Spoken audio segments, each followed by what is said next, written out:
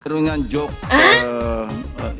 siya sabi, yung mga biyaya daw, saka mga Bureau of Customs, nung marinig nila yung flood control, nainggit daw sila sa, hindi nainggit, sabi nila, nagmukha raw silang mga pickpocket saka mga snatchers na makita nila yung ginagawa sa DPWH.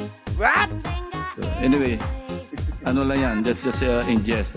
Narinig ko yan sa mga taga-Bureau of Customs, narinig ko yan sa mga ibang taga-biyaya. Alam mo, Senator, nagmukha kaming, feeling namin, nagmukha kami mga pickpockets. Kasi hundreds of billions yung tig-uusapan sa flood control. Flood control pa lang yon.